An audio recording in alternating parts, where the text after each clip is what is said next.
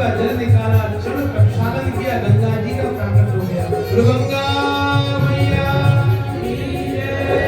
नीचे महाराज आत्मा लोग ने चरण नाप लिया, तीसरा चरण उठा के खड़े हो गए। अब क्या दोगे? राजा बलि घबराए नहीं। धैर्य बहुत बड़ी संपदा है, याद रखिए। जो व्यक्ति धैर्य में रह सकता है वह व्यक्ति बड़े से बड़ी कठिनाई से निकल सकता है। धैर्य जीवन में आना बहुत जरूरी है, क्योंकि धैर्य के बिना बात बनती नहीं है। एक कवि ने कहा आपत्तियां आएंगी, विपत्तियां आएंगी, रोग आएंगे, शोक आएंगे, विफलता आएगी, पर तुम व्याकुल मत हो, तुम धैर्य रखो।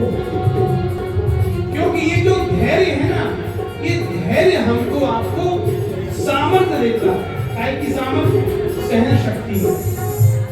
राजा बलि ने कहा प्रभु तीसरा चरण मेरे मस्तक पर रख दो, क्यों मैं तो बचा हुआ। अब तक आपने वो लिया जो मैंने दिया, मैं तो बचा हुआ। तो तीसरा चरण मेरे मस्तक पर पधरा। जैसे ही भगवान ने तीसरा चरण पधराया महाराज, यहाँ राजा बलि के साथ साथ सब देवता आकाश में खड़े होकर के और भगवान की स्तुति करने लगे। ब्रह्मा जी, नारद जी, अरे स्वयं प्रहलाद जी प्रकट होकर के भगवान की स्तुति करते हुए कह रहे प्रभु बड़ी कृपा है आपकी। कौन सी कृपा है? तो यहाँ प्रहलाद जी एक बात कहते प्रभु जिस प्रकार आपका देना भला, उसी प्रकार आपका लेना भी आपका। ब्रह्मा जी ने यहाँ प्रहलाद जी ने स्तुति करी भगवान की।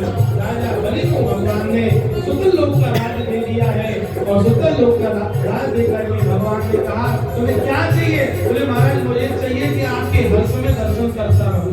अब हर समय दर्शन किसका होता है? आते जाते समय किसका दर्शन होता है? जो वॉचमैन होता है तुम्हारे भाई बिल्डिंग के बाहर, वॉचमैन का दर्शन होता नहीं होता है। आप घर में आते हो तो सबसे पहले कौन दिखता है? वॉचमैन। और जाते हो तो कौन दिखता है?